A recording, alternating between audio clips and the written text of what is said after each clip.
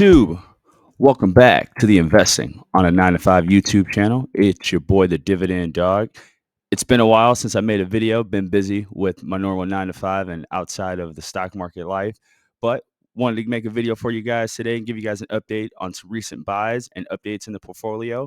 But before we dive into that, I want to give all you guys a shout out there for hitting the like and subscribe button on the channel.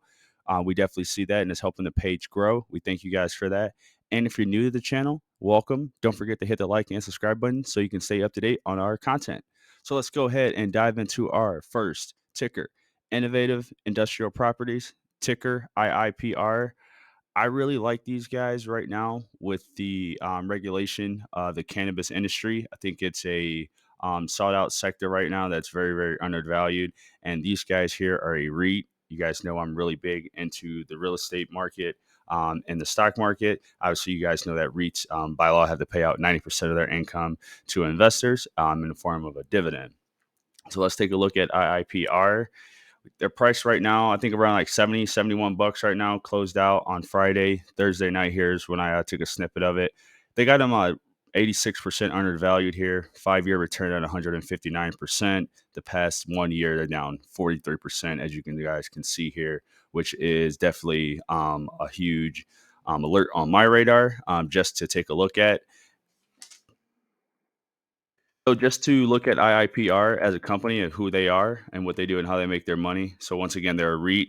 They own the properties and the buildings that are responsible for the cannabis industry. So you guys can see here at the bottom that they have these type of companies that they are responsible for their buildings. One thing about them is it takes very, very strict rules and licensing and zoning efforts to basically put these type of buildings in place. So IIPR, sets themselves apart from basically any competitor or anyone basically just coming into the industry and competing and being a competitor, next to them. So basically, they have to go through all these types of hoops and steps to have the building. So this is very, very huge for them, and being able to have these in place and already being able to see profits and things of that nature is huge to see. A year, increase the properties, they're increasing their tenants, increasing the states that they're in, and committed capital that they're putting into to their actual real estate has been increasing since 2016. And this is one of their buildings here out in Hamburg, New York. Take a look at them from a dividend perspective. 10.42% dividend yield. Dividend growth is beautiful, 43.95% dividend growth, which is huge. And they've been paying that dividend for the past 6 years. And you guys can see they're starting to have some positive free cash flow. Next up is my SCHD weekly, 52 weekly update. So as you guys can see, I've been buying SCHD ever since last year, but this year we've put together a challenge to buy it every single week. I haven't been buying it every single week, but when I do buy it, I try to buy at least a couple shares at a time just to make up for when I didn't buy it. So I've been, trying to stay on top of it and hold myself accountable.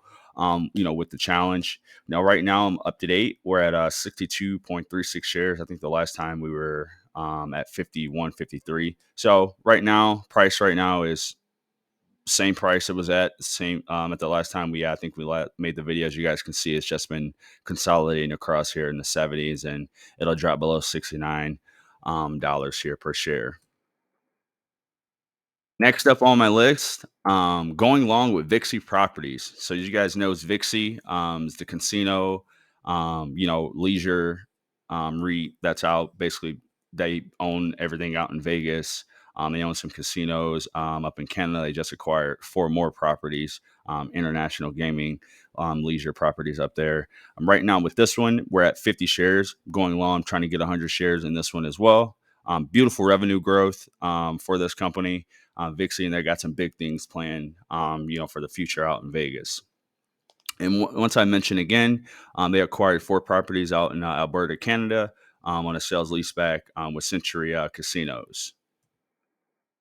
This is one of their properties, out in Vegas, Caesar's Palace. We've all been there, stayed there, gambled there, had great times there, and so forth. Dixie has outperformed S&P 500 REITs year to date. I don't know if this is true right now, but this is based off of November 10th of last year. As you guys can see, they were up 12.5% compared to any other REIT in the S&P.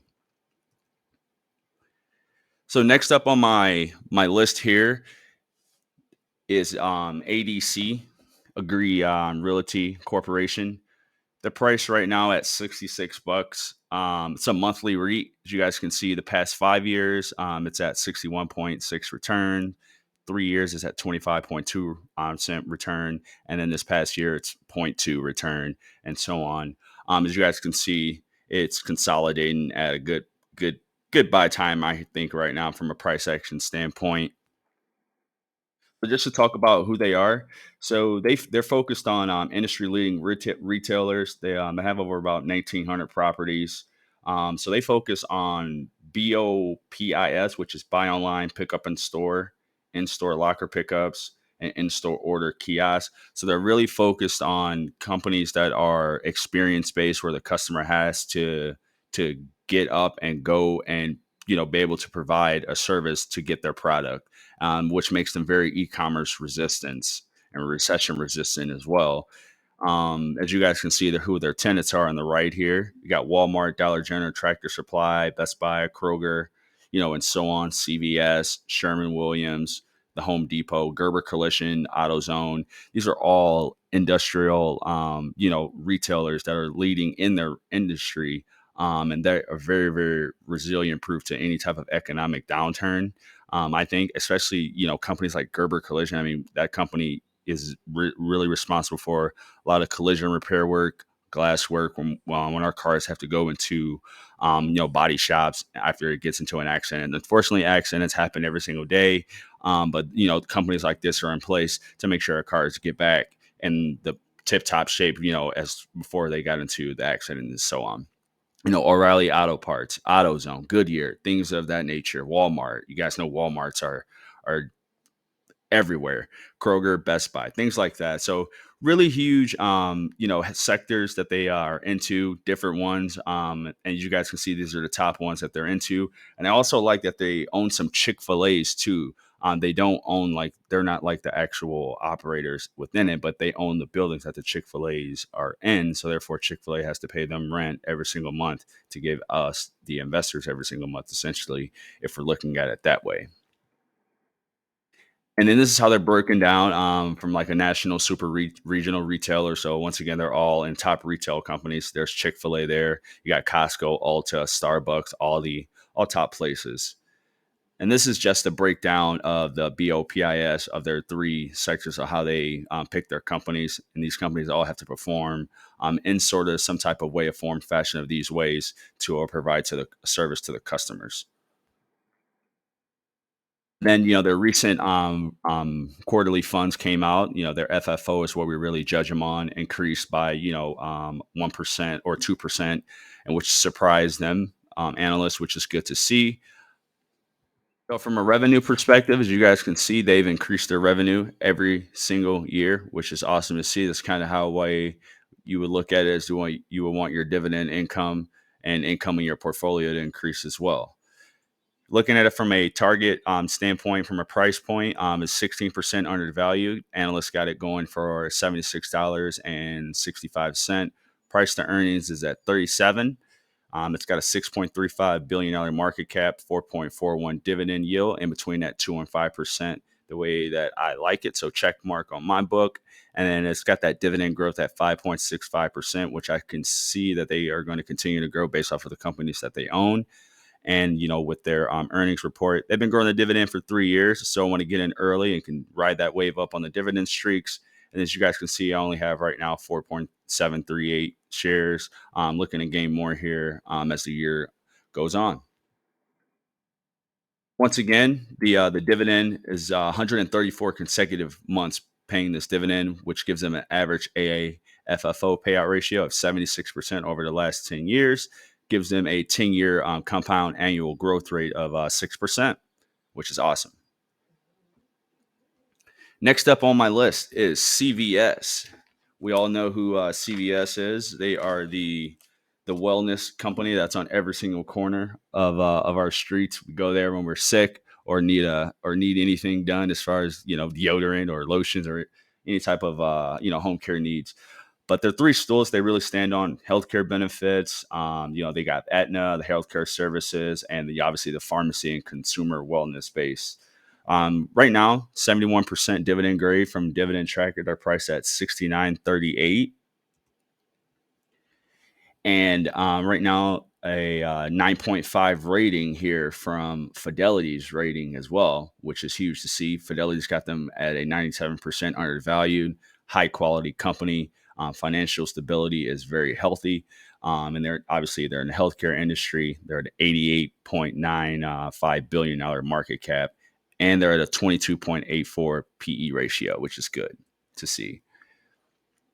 Dividend growth, great. Free cash flow is consistent, and we dropped down here, but they obviously had that acquisition with Oak Street Healthcare last year, and they just finished up doing it this month here, which is obviously continuous to just fluctuate in their free cash flow and earnings per share. But looking at it on Yahoo Finance, they're giving it an 82 dividend score, a 2.4 dividend rate. It's a high risk dividend company. The payout ratio, it says here, is at 74.92%. But I've seen some other websites saying it's at 25% payout ratio. So, guys, let me know in the comments which one it is. But they have a strong dividend yield at 3.33%, and it pays out quarterly. In addition, with that paying that solid dividend yield, it's saying here, we got a 28% payout ratio. This payout has grown 2.7% over the last 5 years and compared to its retail market. Once again, revenue growth is growing. So has earnings per share, but then it's starting to fluctuate here only because of the acquisitions that they recently went through, which is obviously those two have yet to settle in and really bring in the cash flow that they're looking for to make the earnings per share grow. Because obviously we as dividend investors get paid off of the earnings per share, so this is very, very important to take a look at. But CVS does have a good amount of debt, but they also are have a good amount of revenue growth and cash flow. Obviously from their EBITDA. So there's just something to take a look at as a risk standpoint from CVS as an investor. And guys, that is all that the dog had for you today. We went over a couple buys and a couple updates in the portfolio, gave you guys a little dive in of CVS, ADC, and IIPR and who they are and how they make their money.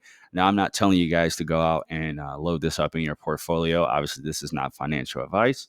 This is just me talking smoke through the mic on a Sunday afternoon here while we're all getting ready to tackle the work week.